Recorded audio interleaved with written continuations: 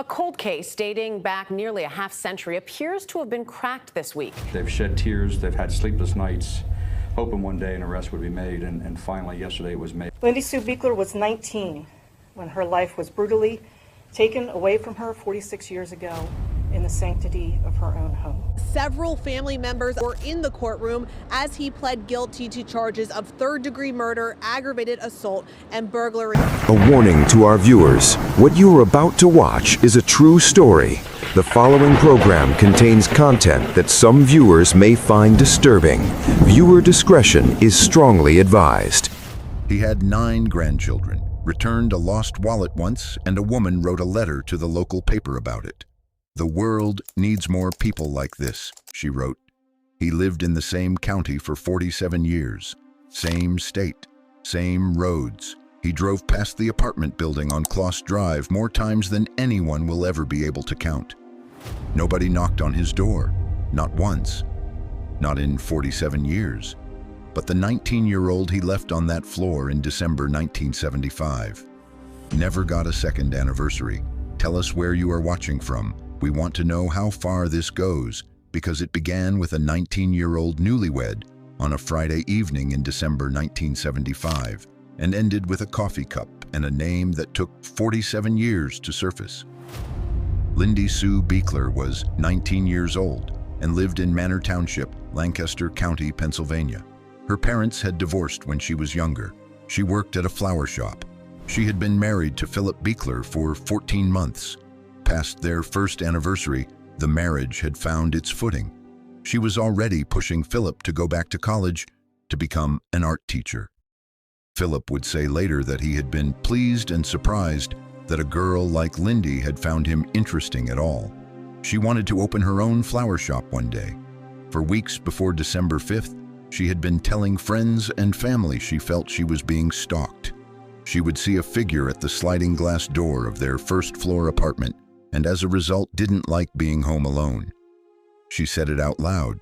She said it more than once, but nobody thought she was serious. Her half-brother Mike Little, who was 7 years old at the time, would say decades later that when Lindy was here, everyone wanted to be around her. He called her maybe the most beautiful person he ever knew. On December 5th, 1975, Lindy left the flower shop at 5:15 p.m.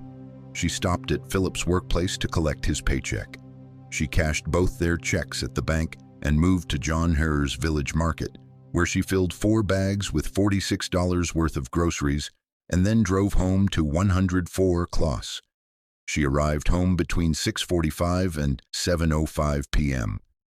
Her aunt and uncle had plans to come by that evening. They knew about her fears. She complained of being watched by someone. They were coming to sit with her until Philip got home. At 8:40 p.m., they let themselves in through the unlocked front door. They had come to exchange recipes. The 4 grocery bags were still on the dining room table, but what they saw next changed everything. There was blood on the outside of the front door, blood on the walls in the entryway, blood on the carpet. A lamp had been knocked from an end table, but there were no signs of forced entry. Lindy had been stabbed 19 times. Neck, chest, upper abdomen, back. 2 different knives were used. One came from her own kitchen. The wooden handle had been wrapped in her own tea towel. She had been sexually assaulted. A first responding officer later said he'd never seen so much blood. Forensic investigators recovered biological evidence at the scene. Semen collected from Lindy's underwear. It was cataloged and preserved.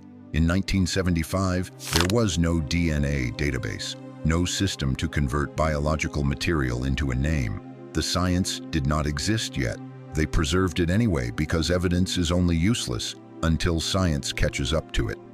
In 1989, a blood sample from the scene was submitted for early DNA testing. The sample could not be analyzed.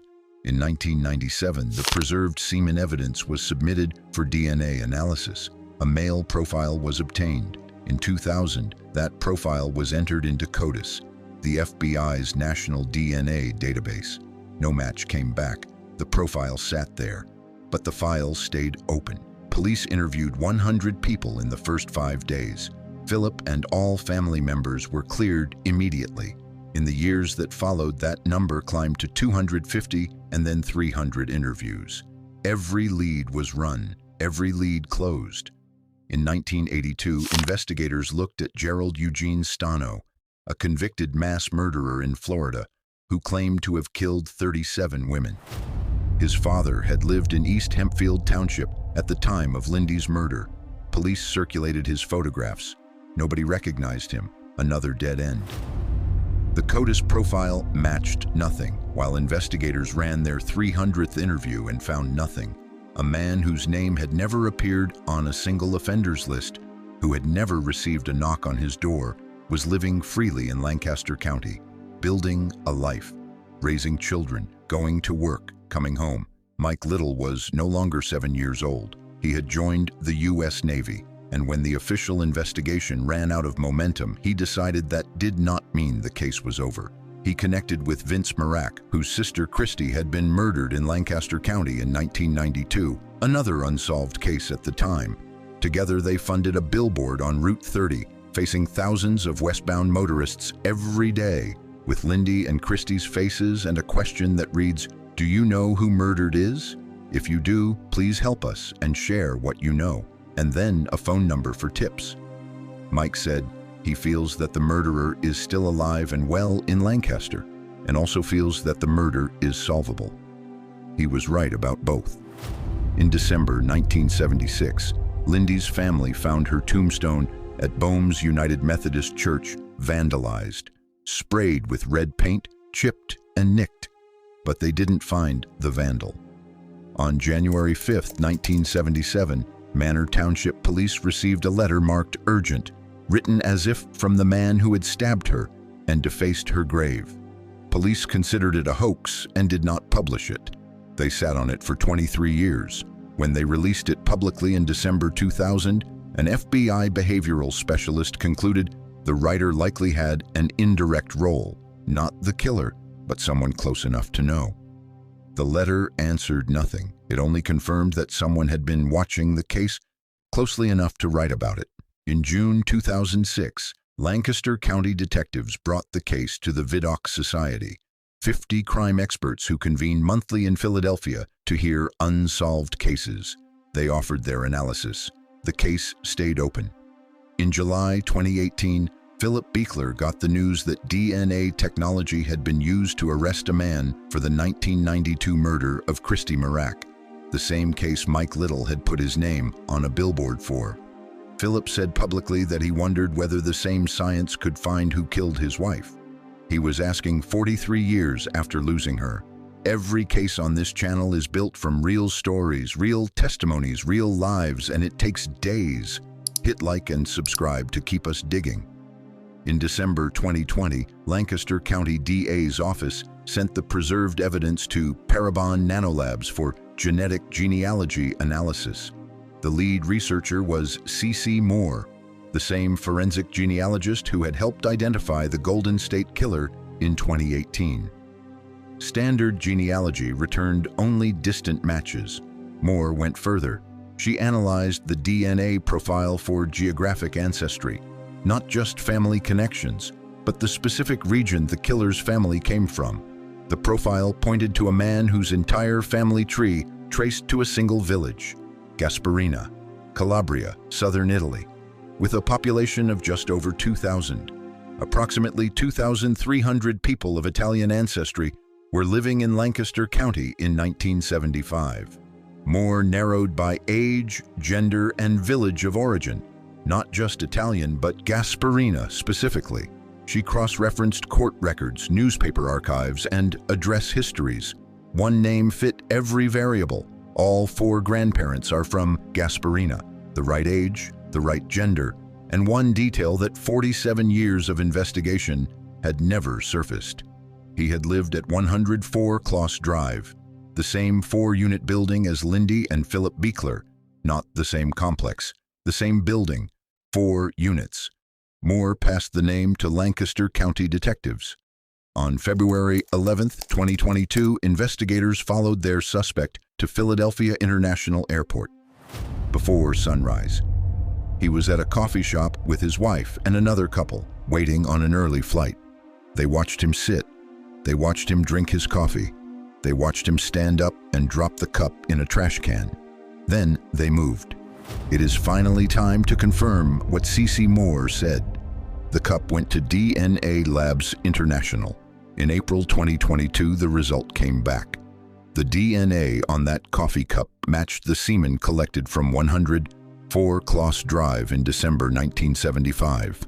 The match statistic was 1 in 10 trillion, and there are just 8 billion people on Earth. Even if there were 10 trillion people, only his DNA matches the sample obtained from the crime scene. Investigators then tested 2 blood spots on Lindy's pantyhose from the original 1975 evidence. Those matched too. 3 independent samples. 1 person. 47 years. 1 cup. David Vincent Sinopoli was 68 years old, who lived in Faulkner Drive, Lancaster County, Pennsylvania. He had never left. Same county, same state. 47 years. D.A. Adams confirmed after the arrest that no tips ever suggested him. In 47 years of interviews, billboard campaigns, database submissions, VDOC Society presentations, and public appeals, his name had never once come up. He was arrested at his home on July 17, 2022 at 7 a.m. without incident. At the time of the murder, Sinopoli had lived in the same 4-unit building as Lindy and Philip Beckler at 104 Kloss Drive. He knew the layout. He knew the entry points. He knew she would be alone that Friday evening. There had been no forced entry. There never needed to be. He was 22 years old when he walked into that apartment in December 1975. He was 68 years old when detectives knocked on his door in July 2022. In the 47 years between those 2 dates, he married. He stayed married for 36 years. He had 3 children. He had 9 grandchildren. His defense attorney would later stand in that courtroom and cite the marriage, the children, the grandchildren as reasons for mercy. He did not mention the 4 grocery bags still on the table. He didn't remember the newlywed whose life was destroyed. October 19, 2023, Lancaster County Court. Judge David Ashworth presiding. Assistant District Attorney Christine Wilson stood and pointed to a photograph of Lindy Sue Biechler displayed beside the defendant. These cases are never forgotten. Lindy Sue will never be forgotten. While the defendant was able to carry on with his life, Lindy was extinguished by him. Look at her, and the precious life you stole in 1975. Sinopoli glanced at the photograph with no reaction. Philip Beckler addressed him directly.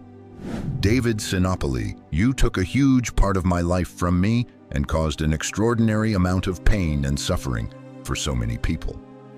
Then Sinopoli spoke. The only words he offered that day.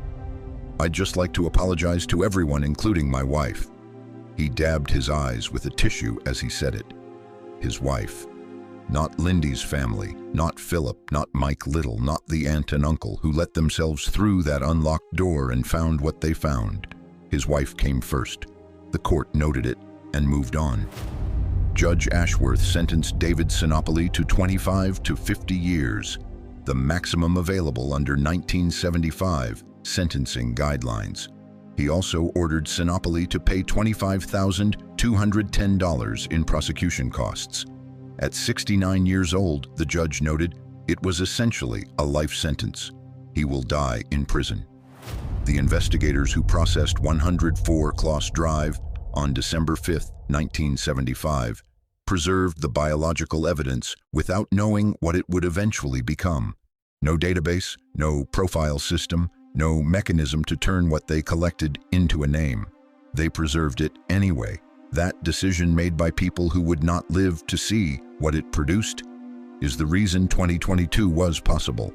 CODIS found nothing in 2000 because Sinopoli had no criminal record requiring DNA submission. He was invisible to the system by virtue of never having been caught. Genetic genealogy worked differently. It did not need his record. It needed his relatives, the distant cousins and second relations who had uploaded their DNA to ancestry platforms without knowing their family tree, would one day point investigators to a 4-unit building on Kloss Drive. C.C. Moore's geographic ancestry method, tracing not just family trees but the specific village of origin within those trees, was deployed for the first time in this case.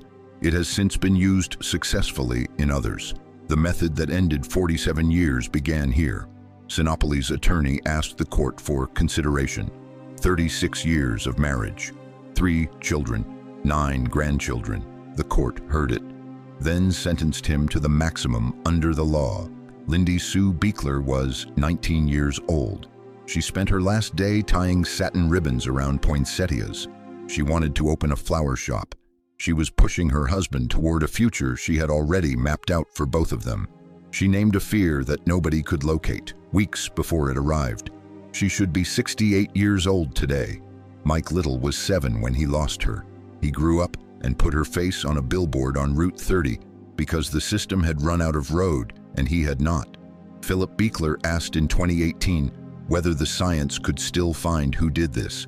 The answer came 4 years after he asked. The file is now closed. The path that led here started with evidence preserved in 1975 by people who simply refused to throw anything away. If this case stayed with you, hit like and subscribe to Cold Case Unlocked. Drop a comment and tell us which moment landed hardest. Was it the coffee cup, the tea towel on the handle of her own kitchen knife, or the first words out of his mouth in that courtroom? We'll see you on the next file.